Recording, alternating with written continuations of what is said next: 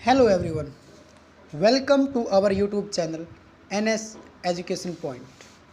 तो आज हम डिस्कस करेंगे कक्षा 9वीं के साइंस का पहला लेसन, हमारे आसपास के पदार्थ।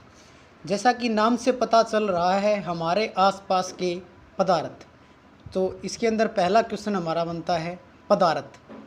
प्रत्येक वह वस्तु, मतलब हम आसपास देखते हैं जो भी वस्तु है वो जिस भी सामग्री से बनती है, जो स्थान को घेरती है और जिसका अपना द्रव्यमान है, वह पदार्थ कहलाती है। जैसे कागज़, लकड़ी, जैसा हमने देखा है हमारी किताबें हैं, कॉपी है और घर का दरवाज़ा है। ये सब जैसे दरवाज़ा लकड़ी से बना है, किताबें कागज़ से, तो हमारे यहाँ पर पदार्थ है कागज़ और लकड़ी। इसके बाद अगला टॉपिक है विसरण। दो अलग अलग पदार्थों का मिलना, लाइक जैसे हो गया हमारा दूध और पानी का मिलना, यह एक तरह का विसरण है, क्योंकि दो अलग अलग पदार्थ जैसे दूध और पानी इसके अंदर मिलते हैं तो ये विसरण कहलाता है। अगला पॉइंट पदार्थ।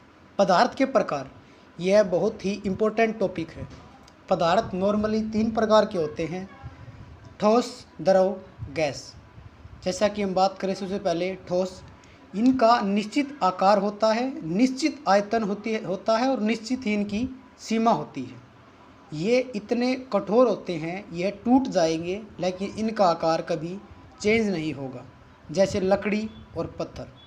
उसके बाद हम बात करते हैं द्रव की।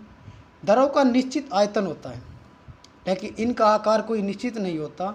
जिसमें हम इस द्रव को रखते हैं यह उसी का आकार ले लेते हैं, इनकी कोई सीमा भी नहीं होती। जैसे हमारा दूध है, हम रखे तो ये गिलास में भी आ जाता है और अगर नीचे बिखेरे तो ये पूरे फर्श पे भी फैल जाता है। उसके बाद हम गैस के बारे में डिस्कस करते हैं। गैस का कोई आकार नहीं होता लेकिन इसका आयतन निश्चित होता है। जैसे हमारा सिलेंडर है, उसका फिक्स वज़न होता है 14.5 किलो। इसके बाद अगला पॉइंट है, एक बहुत ही इम्पोर्टेंट पॉइंट है गैस के अंदर, कि अगर उसको अत्यधिक दाब पर डाल दिया जाए तो वह द्रव में चेंज हो जाती है। जैसे हमने देखा हुआ हमारे घरों में सिलेंडर है, उनके अंदर इतनी ज़्यादा दाब होती है गैस की कि आप उसको कभी हिलाना ऐसे लगेगा जैसे उसके अंदर पानी है। उसके बाद हम डिस्कस करते हैं घनत्व। घनत्व क्या होता है? प्रति इकाई द्रव्यमान। प्रति इकाई द्रव्यमान किसी भी का पदार्थ का घनत्व होता है। इसको हम सीधे सीधे बात करें तो घनत्व इज इक्वल टू द्रव्यमान बाय में आयतन। उसके आगे हमारा पॉइंट है गलनांक। गलनांक यह वह तापमान होता है जिसके ऊपर ठोस चेंज इनटू लिक्विड, अगर हिंदी में बोले तो ठोस से द्रव में चले जाना, वह इसका गलनांक कहलाता है। उसके बाद हम डिस्कस करते हैं संगलन। ठोस से द्रव में बदलना, ठोस से द्रव में बदलना, इसे हम संगलन कहते हैं। जैसे बर्फ़ का पानी बनना संगलन कहलाएगा। और जमना, इससे अगला टॉपिक पॉइंट है हमारा जमना।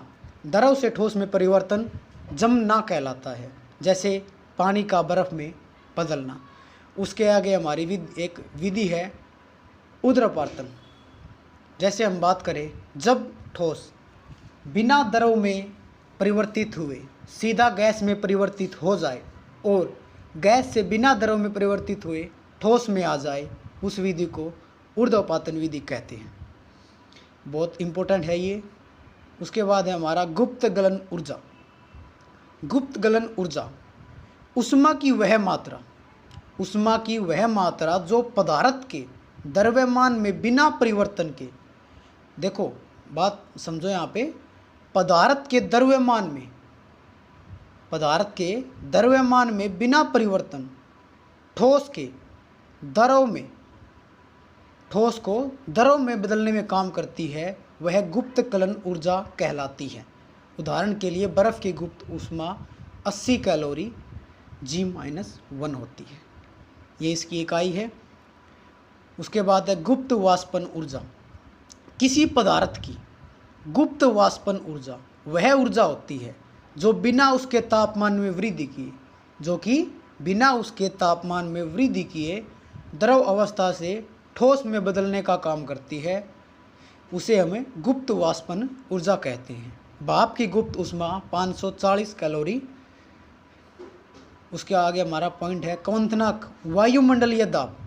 वायुमंडलीय दाब जिस निश्चित तापमान पर द्रव उबलने लगे उसे क्वथनांक कहते हैं। जैसे हमारा पानी है वो 100 डिग्री सेल्सियस पर उबलने लगता है तो वह उसका क्वथनांक है।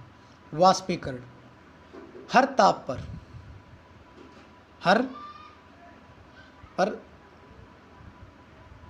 द्रव का वाष्प बनना, जैसे कि द्रव का वाष्प बनना वाष्पीकरण कहलाता है। उसके बाद हमारा टॉपिक है प्लाज्मा। जो हमारे पदार्थ हैं उनकी वह अवस्था, पदार्थ किसी भी कोई पदार्थ वो कणों का बना होता है, जब उन कणों की अवस्था में अत्यधिक ऊर्जा होती है वो प्लाज्मा कहलाते हैं। शुष्क बर्फ बहुत इंपॉर्टेंट टॉपिक है ये। शुष्क बर्फ होती है ठोस कार्बन डाइऑक्साइड। ठोस कार्बन डाइऑक्साइड को शुष्क बर्फ कहते हैं। आजकल कंपटीशन एग्जाम में ये क्वेश्चन बहुत बार पूछा जाता है। उससे आगे हमारा टॉपिक है, देखो बहुत इंपॉर्टेंट टॉपिक है, केल्विन से सेल्सियस में बदलना। केल्विन से सेल्सियस में बदलना, जैसे कि आप सबको पता है केल्विन और सेल्सियस दोनों तापमान के लिए यूज़ होते हैं। जितना भी केल्विन दे रखा है उसके अंदर से आप 273 माइनस कर देना, वो सेल्सियस में कन्वर्ट हो जाएगा। उदाहरण के लिए हम 300 केल्विन को कन्वर्ट करें तो 300 kelvin minus 273 equal to 27 degree Celsius. इसके अपोजिट करते हैं हम सेल्सियस से केल्विन, तो जितना भी सेल्सियस है उसके अंदर आप 273 ऐड कर देना, वो आपका केल्विन आ जाएगा। जैसे हम 47 डिग्री सेल्सियस को अगर केल्विन में कन्वर्ट करें तो 47 plus 273 is equal to 320 kelvin. उसके बाद ये कुछ इंपॉर्टेंट मात्रक है। जैसे हम बात करें तापमान, तापमान को मापा जाता है केल्विन में और इसे दर्शाया जाता है के द्वारा। के फॉर काइट। लंबाई, लंबाई को हम मीटर इसका मात्रक है और प्रतीक है इसका एम। उसके बाद है सहंती। सहंती बोले तो द्रव्यमान, इसको हम मात्रक होता है इसका किलोग्राम, डिफाइन करते हैं इसको केजी से। उसके बाद है हमारा भार वेट, इसका मात्रक है न्यूटन और डिफाइन करें इसे, प्रतीक है इसका एन। आयतन, इसको हम घन मीटर में मात्रक है इसका और इसको एम की पावर 3 से हम इसको प्रतीक है इसका। उसके बाद घनत्व, किलोग्राम प्रति घन मीटर। किलोग्राम प्रति घन मीटर। जैसे देखो घनत्व का हमने पीछे देखा था, क्या था, द्रव्यमान बटे में आयतन। देखो आयतन का हमारा क्या था, मीटर की पावर 3, तो केजी बटे में मीटर की पावर 3 और पावर 3 नीचे है तो ऊपर जाके ये माइनस हो गई। उसके बाद है दाब। दाब का होता है पास्कल, पास्कल को हम प्रतीक है पी।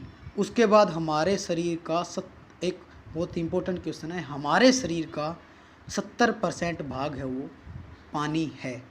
तो thank you all of you.